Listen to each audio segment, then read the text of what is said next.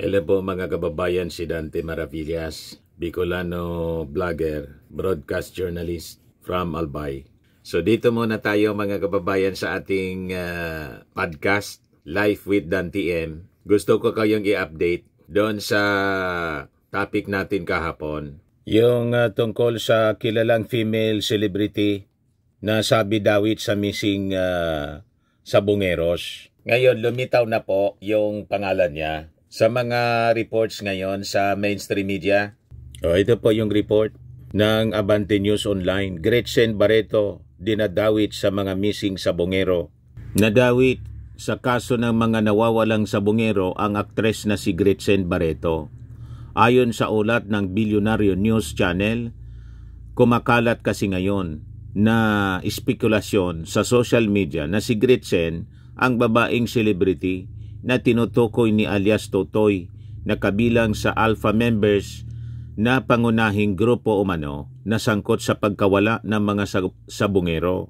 Nang sabi ni Totoy, doon mga kababayan sa pag-interview ni DOJ Secretary Boyeng Rimulya, yung mga missing Sabongeros, lahat po patay na. More than 100. At itinapon po sa Taal Lake. Kaya nga po mga kababayan, sabi ni Secretary Boyeng Rimulya, accused ay sinasabi niya ngayon na inilibing daw po sa Taal Lake yung mga nawawalang Sabongero. Ano po sir yung balak ng action sa ganitong kasi?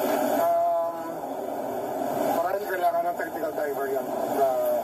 Ma-determine natin ang veracity ng information. We will need technical divers to do it kasi malalim din yan.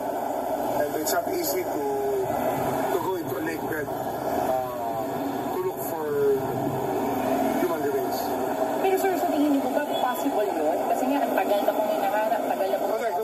Talaga, it can be a credible story. Kasi wala talagang trace. When you vanish without a trace, then it must be somewhere where people have not been able to look. Baka hindi na titingnan pa ito dyan. Okay. Tapos sir, may instructions na po ba kayo with the NBI and maybe sir yung grupo po ninyo na nag-investigate po? Pinag-aaralan pa namin ang maraming bagay. At i-case build pa rin ito. Kasi mahirap magsalang ng kaso na hindi buo. So binubuo pa namin lahat ng detalye ng kaso. Sa kanya pag-usapan yan kasi ayoko makipag-usap kahit kanino tungkol sa bagay na to. At gusto ko yung batas lang masunod. Batas lang masusunod. Yung mga family po kasi after po ito whistleblower, parang nagkaroon sila ng hope na baka daw makita nga yung mga remains ng kanilang family. Ngayon nga yun eh. It's one of the things that we have to do. And then, we cannot set the case aside. We have exhausted all efforts to locate the human remains. Kailangan magawa natin ang paraan na mahanap itong mga bangkay o kaya kung ano may mga labi ng mga nawawalang tao. Sa cases po, right now po ba, hindi po sila nakapag-bail sila or nakakulong po? Naka-bail yung iba. At yung iba naman ay hindi pa charge. Saka meron din mga andyan pa rin sa paligid na alam mo na.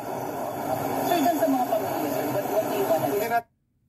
Itong sinasabi na hindi minimension, mga kababayan na mga personalities nandyan pa niya sa paligid, minimension ni Boyeng Rimulya, possibly po, ito yung mga kilalang personalities, powerful personalities, negosyante, and possibly politician, and mga opisyal ng Philippine National Police. Kaya maingat mga kababayan sa pagsasalita itong si Boyeng Rimulya. Pero mamaya may ibibigay ako sa inyo na background story nito kung saan mga kababayan si Gretchen Barreto may inaaway po na isang dating PNP official pagkatapos senador. Siguro may idea kayo kung sino kasi lumabas na ito sa mga balita nung sinasagawa yung mga pag-iimbestiga ng Senado 3 years ago noong 2022. Ngayon, sabi ni Boyeng Rimulya, kaya ito nabuksan na issue ng Sabongero kasi matagal na missing Sabongeros. Siyempre, yung mga kapamilya ng mga missing Sabongeros, kinukulit din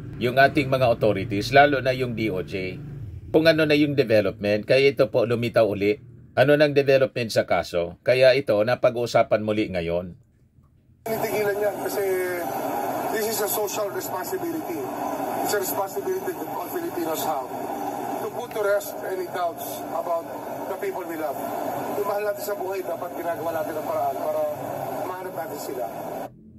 So, yan, nililinaw natin dito kasi baka may mga sabit na naman po na mga dating opisyal o presenting opisyal, dating opisyal ng previous administration, tapos may mga opisyal pa siguro ngayon na incumbent pa, sabihin na naman po na ito parte ng political persecution ng ating administrasyon. So, nililinaw ito ni Boying Rimulya. Mayroon na niya tayong social responsibility. Na hindi man po pwede tulugan ito ng ating gobyerno. The government would be remiss of its duties, lalo na po yung Department of Justice, kung nakahang lang po siya at hindi gagalaw sila para papanagutin sino man po ang nasa likod ng missing sa Bungeros na ang sabi, nagyayabang pa nga daw, sabi ni Totoy, yung witness na hawak ngayon ng DOJ na ang clout daw hanggang sa Supreme Court matindi. Kaya sabi ni Boying Rimulya, kakausapin niya daw mismo si Chief Justice Alexander Gismondo tungkol sa isyung ito na pati yung Supreme Court name drop na ang sabi na impluwensyahan pati yung Supreme Court. Kasi yung nawala na parang bulan, di maganda yun.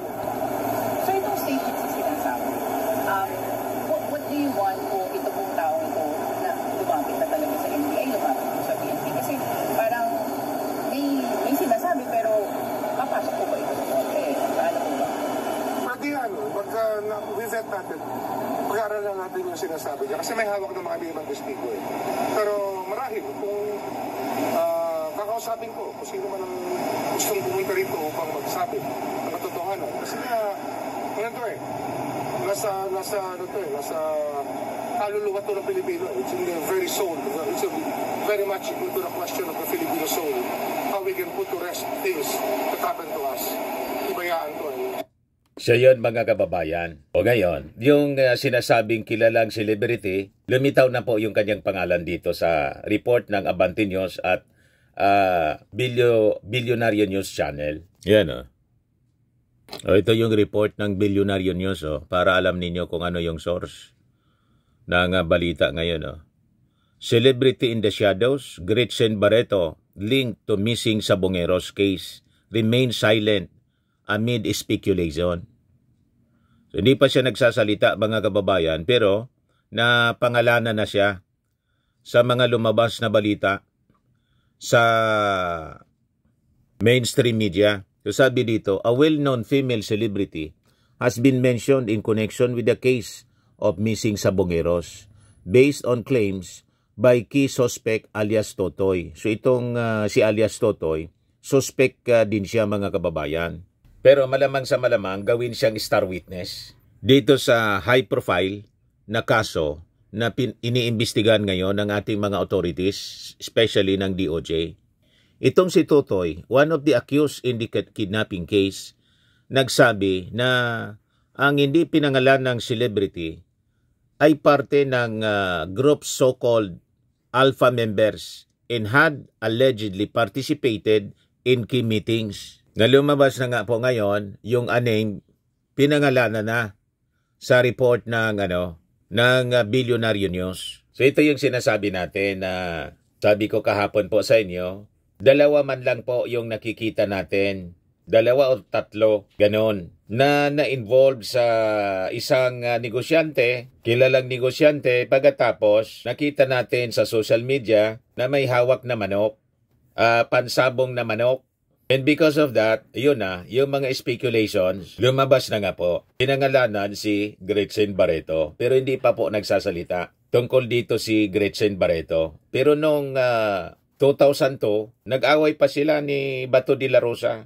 Mamaya, ibigay ko sa inyo yung kwento as reported by the Philippine Daily Inquirer para magka-idea tayo kung sinong mga personalities po ang possibly iimbestigahan ngayon ng DOJ na noon hindi na imbestigahan mabuti Nung previous administration ito po nagsimula. Kasi nga po may mga sangkot na mga big time personalities. Negosyante, politiko, PNP official, tapos celebrity. So sabi dito po sa report ng Billionaire News, Totoy, one of the accused dito sa kidnapping case, said the unnamed celebrity was part of the group so-called Alpha members and had allegedly participated in key meetings. May isang babaeng celebrity, sabi po niya, kasama siya sa Alpha member. Isa rin siya. Pag nagmi-meeting, andun siya. Isa rin siya sa susi kung sakali.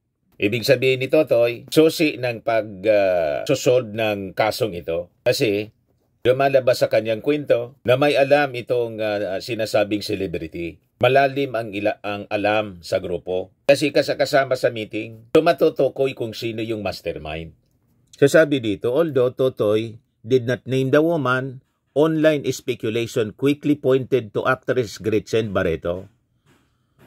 Social media users link her to the case due to her previous criticism of the Senate probe into the Sabongeros and her known relationship with gambling operator Atong Ang, often referred to as the Isabong Kingpin. Ang has long been a controversial figure in the online sabong industry. So ito yung classic example mga kababayan ng kasabihang sa Bicol po, ang manok pag nagbunay, minakutat. Ang manok daw pag nangingitlog, kumukutat. Kutat, kutat, kutat. Pag maganon, pag maingay daw yung manok, kasi that's the nature ng manok na nangingitlog. After na mangitlog siya, before siyang lalabas, doon sa kanyang taga, yung tawag dito sa amin. So, ginagawang itlogan baga niya. Gawa sa dahon ng yun ang ginagawa ko nung bata pa ako. Gawa sa dahon ng niyog, taga. Iwan ko kung anong tawag sa inyo. Before siyang umaalis doon sa taga, itlogan niya, maingay. Pag nangitlog na, alam na ng may-ari, nangitlog na niya kasi nag-ingay. So, ganun din dito mga kababayan. By analogy, nag-ingay. Ayon, nalata tuloy. So sabi dito sa balita, Barreto in 2022 Instagram story questioned the Senate's handling of the probe and Senator Ronald Bato de la Rosa's role, but has not been officially named by authorities in any capacity in the current case.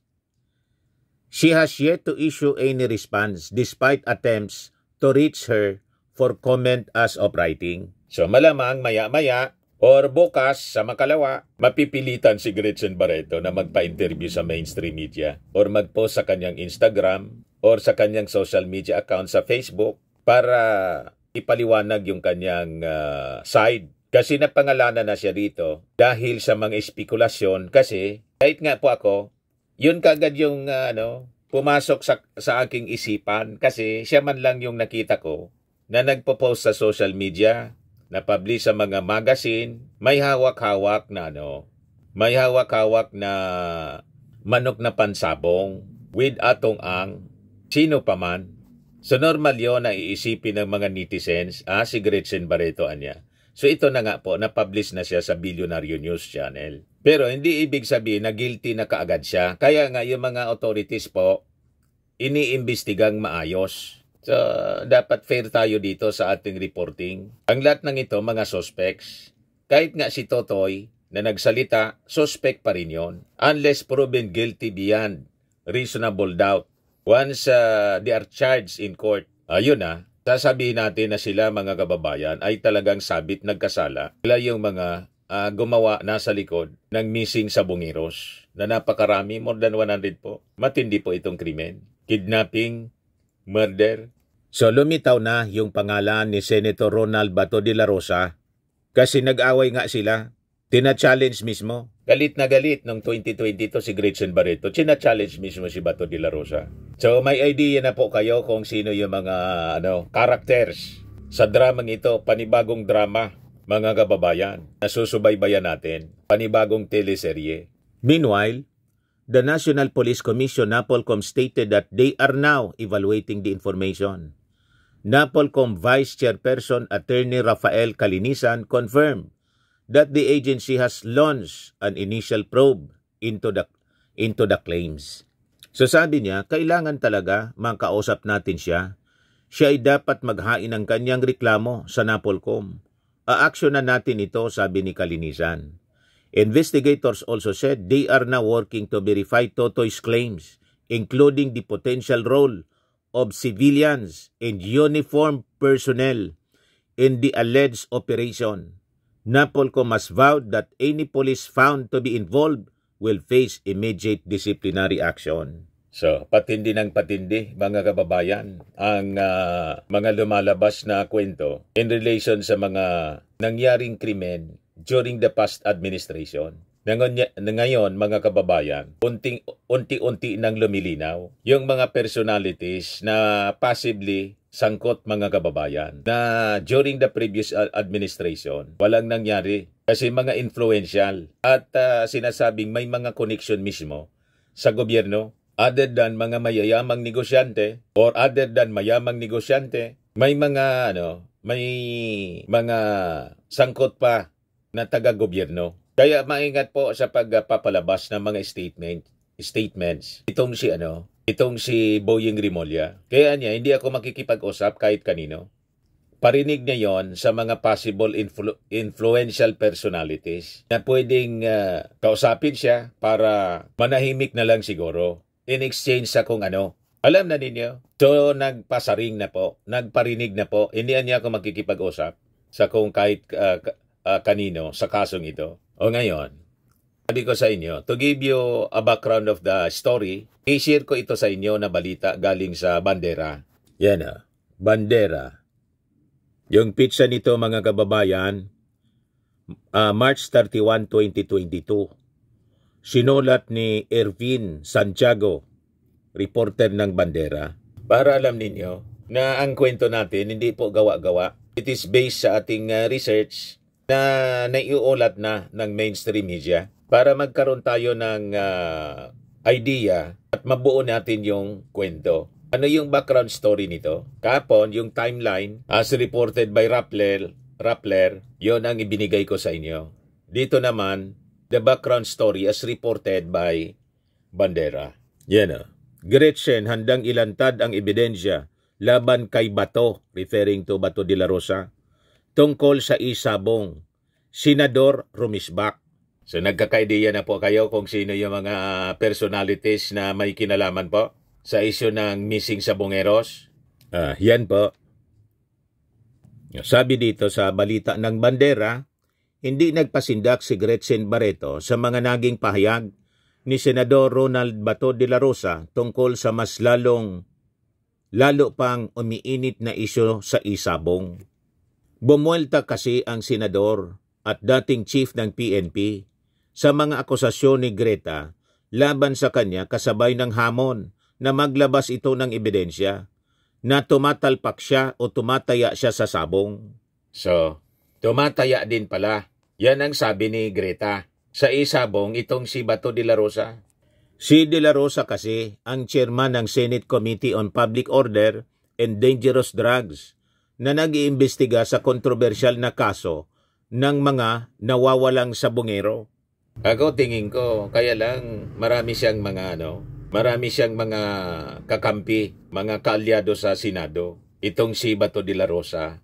Dapat sana siguro itong si Bato de la Rosa ay hindi siya dapat yung humahawak ng Senate Committee on Public Order and Dangerous Drugs. Kasi ang daming issue ng previous administration involving public order and dangerous drugs. At kasama na ito pong missing sabongeros. Dapat iba. Kaya lang siya yung pinili kasi dati siyang PNP chief. Pero I think dahil po sa mga kontrobersing ito, dapat pag-isipan ng leadership ng Senado. Kung seryoso kayo sa pag-iimbestiga sa mga controversial crimes na nangyari, especially yung mga unsolved crimes during the previous administration, kailangan siguro na ibigay ninyo ang chairmanship sa Public Order and Dangerous Drugs, iba na lang na senador. Noong panahon, ang Chairman Committee on Public Order and Dangerous Drugs, kung di ako nagkakamali, si Tito Sen. Wala pa noon si Bato de la Rosa sa Senado. Kasi tingnan ninyo, matagal na ito. mga kababayan na mga missing sa Bungeros, ngayon lang nabuhay uli yung investigasyon. Kasi hindi na mapakali yung mga nanay, mga pamilya na mga missing sa Bungeros. Siyempre, at least makuha man lang po yung bangkay para mabisita nila yung puntod man lang, mga kababayan. Napakasakit yan sa parte ng mga mahal sa buhay, mga kababayan. Hindi nila alam kung nasaan yung kanilang mga mahal sa buhay. Kaya sabi ni Boying Rimulya, social obligation na anya natin ito. Kailangan, hindi pwede anya na hindi natin ito imbestigahan. Hindi solusyonan, hindi isolve. Parte ito ng obligasyon, mandato ng mga taga-gobyerno, lalo ng DOJ. Sabi dito, at isa sa mga resource person na ipinatawag ng komite ni De La Rosa sa Senado ay si Atong Ang dahil sa sabong arena nito, umano huling nakita ang ilan sa mga nawawalang sabongero. Si Atong Ang may-ari ng Lucky 8 Star Quest Incorporated, ang gaming firm ng Isabong Operations na kumikita umano ng 60 billion pesos kada buwan. Sabi ko sa inyo, tama yung Bible. The love of money po ito lahat. Dahil sa sobrang pagmamahal sa pera, the love of money, sabi sa Bible, is the root of all evils. Ang pera po is not evil. Wala man problema na tayo ay mangarap na magkaroon ng maraming pera. Wala man problema na yumaman. Wag lang yung sobrang pagmamahal, the love of money sa pera. Kasi yun daw ang ugat ng lahat ng kasamaan, the love of money. So, ang advice ko po sa ating mga kababayan, iwasan ninyo ang love of money. Okay lang gumawa tayo ng pera. Maghanap tayo ng pera kasi kailangan natin ng pera sa ating mga pangangailangan. But never na yung pera, siya na yung dinodiyos natin. That is the love of money. Tama po, mga kababayan. Pero para tayo umasenso sa buhay, kailangan natin talaga ng pera. At saka we have to hate poverty. We should hate poverty para umasenso sa buhay. But do not hate the poor. Kaawaan natin yung mahirap. Pero we have to hate poverty. Dapat yun ang mindset natin. Ibig sabihin, yung kahirapan, dapat galit ka dyan para yun ang magtutulak sa'yo. That will be the force that will push you na magsumikap sa buhay. Yan ang ibig sabihin natin. Hate poverty. Kasi pag yung poverty minahal mo yung kahirapan, at talagang maghihirap ka, kawawa ka pag mahirap ang buhay. Di ba po? Wala mang problemang yumaman. Hindi pinagbabawal sa Word of God ang pagyaman. Ang bawal, mga kababayan, kung ang kayamanan, pinagpalit mo na sa kayamanan mo yung ating Panginoong Diyos. Ginos mo na yung pera.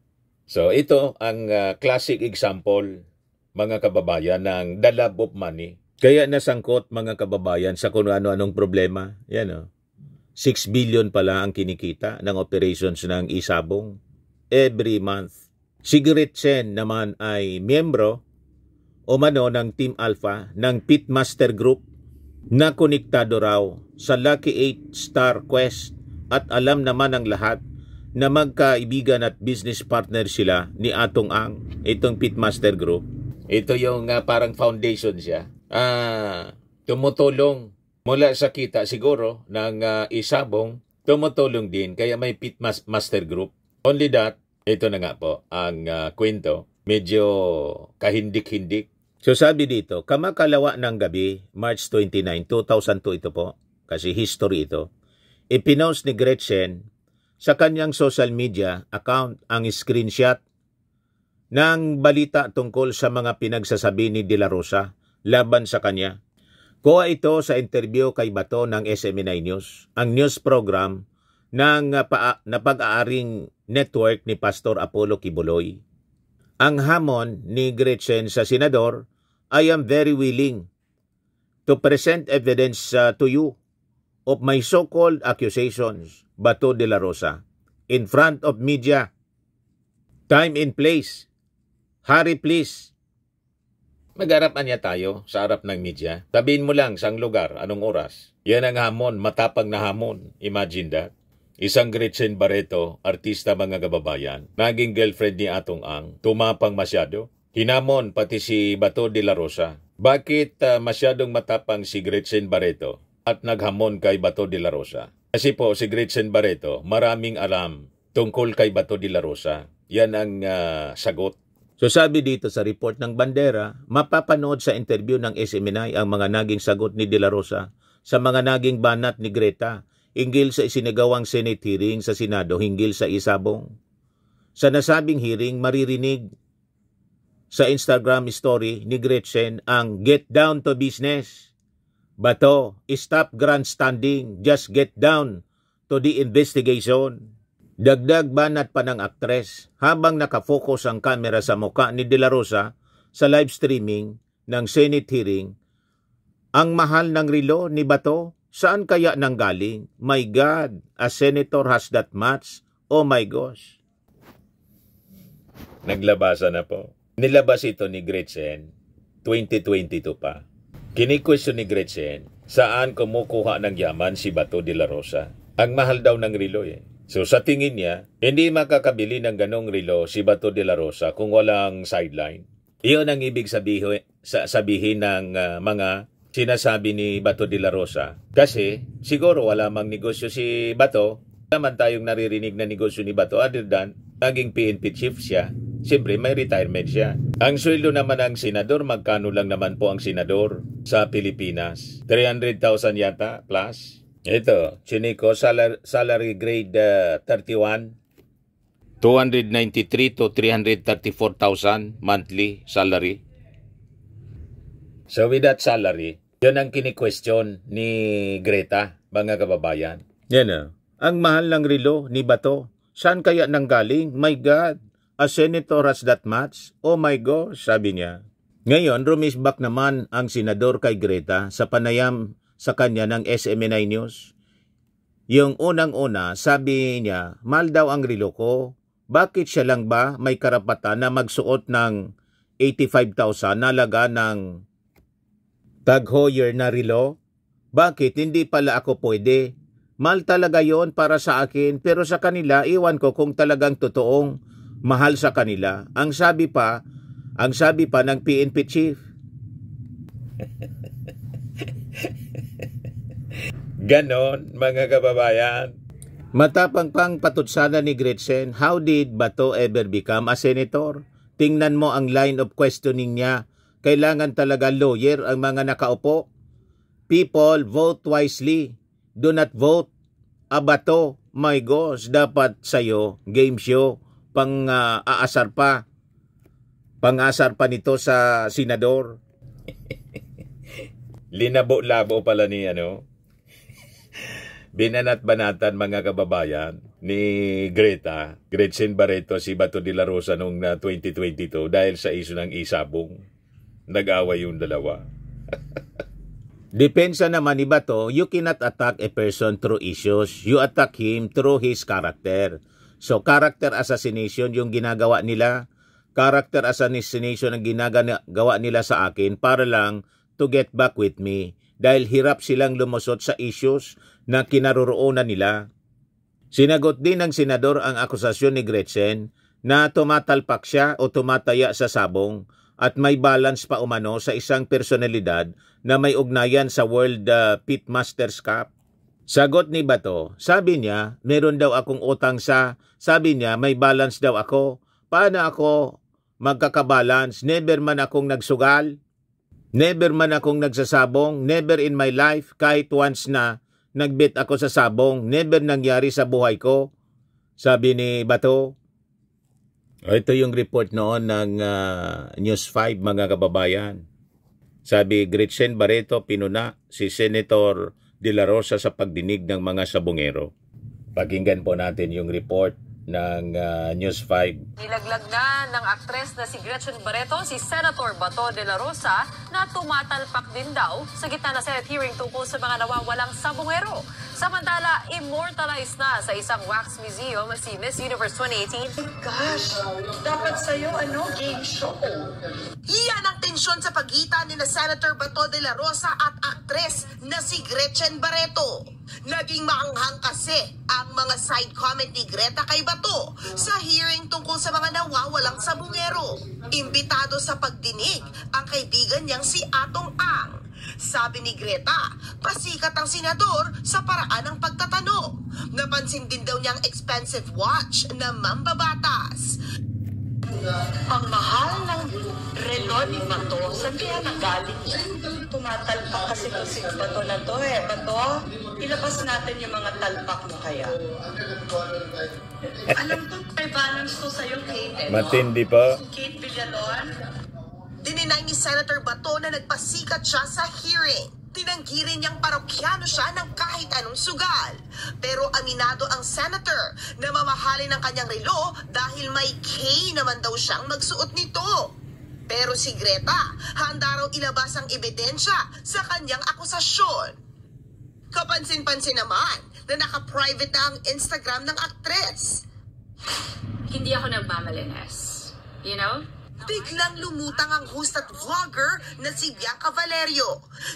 So yan mga kababayan, ang mga exciting na mga balita sa nagpapatuloy na pag-imbestiga ngayon. No nonsense investigation. Yung previous, parang drama lang po yung mga investigasyon. Walang maayos na resulta. Pero ngayon, I think itong mga napangalan ng mga personalities, kaabang-abang, mga kababayan, kung ano talaga yung kanilang involvement dito sa mga missing sa Bungeros. So abangan po natin ang mga pasabog na mga balita mula kay DOJ Secretary Boying Rimulya. Yes, sabi sa mga reaction po, mga kababayan ng mga netizens, Atong Ang at Gretchen Barreto, sabi ni sino to? Maynard Salviejo. Atong Ang at Gretchen Barreto, sangkot din si Bato de la Rosa, Bongo at siyempre si Digong Duterte. Gusto talaga easy money ni Diggs kahit ang epekto ay kriminalidad. Sabi ni Malan Network, walang lihim na hindi nabubunyag, sana makasuhan ang mga sangkot. Sabi ni Lod sa Asuncion, basta naging swapang sa salapi, mapapahamak. Ngayon ay panahon na para mabunyag lahat ng kasalanan. Naglilinis na pati ang Diyos sa buong mundo. Sabi ni Shuha Damaskara, nako po Mr. Maravillas, kahit panahon ni Digong, yang missing sa Bungeros, por sigurado mga DDS isisisi kay PBBM. Sabi ni Nicanor Dapitin, Gretchen Barreto, inamin ni Atong Ang na kasosyo niya. Kasosyo na raw sa negosyo at girlfriend. Di ba nagalit pa kay Sunshine Cruz dahil bagong girlfriend ni Atong Ang? Sabi ni Yolanda, magkakasama yung mga gamblers kasama ng Pogo. Sabi ni Noel Julaso, simple math yan. Dapat kalawitin mga yan ng pamalaan pag may sapat na ebidensya. Manok ang turing nila sa buhay ng mga nakakababa na nagkakamali. Sabi ni Fritz Winter, si Gretchen lang ang kilalang sa Bungera at si Ang. Sabi ni Manuel Sigi Jr., panay na bunyag pero hindi makakasuhan mga yan. Itaga mo pa sa bato ni Digong. Sabi ni Sakura, no other than her. Sana nga may justice para sa mga biktima, kawawa naman din sila. Sabi ni Matayo Liz, well, kung alam ng mga authorities yung mga suspect, kailangan na i-revoke na nila yung kanilang mga passport, baka makatakas pa ang mga yan. Sabi ni Joseph Padilla, makulong ang dapat makulong, no one is above the law, mabulok sila sa bilangguan. Sabi ni Danny Santos, kung mapapatunayang may involvement ang ilang member ng PNP, alisin lang pala sa serbisyo mga pulis. Aalisin lang pala sa serbisyo mga pulis ang husay ng PNP at walang kasing husay at walang katulad. Tingin nila sa mga sabungero, manok. Sabi ni Alfred, iwasan ang sugal, walang maidudulot ng mabuti, tanggalin ang sabong, kawawa ang mga manok, pinapatay ng pakunti-kunti, sana tanggalin ang sabong, pati online sabong. Sabi ni Bining Rosero, napakatagal na yan, Mr. Dante, paulit-ulit na lang. Dati kilala na, ngayon kilala na naman. May sinimulang kasing investigasyon noong previous administration mga kababayan. Ang problema, parang whitewash.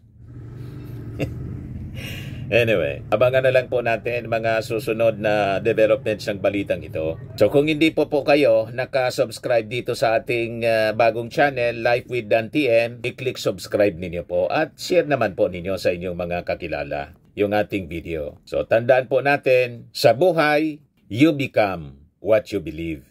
Ako po si Dante Maravillas. Bye-bye. God bless.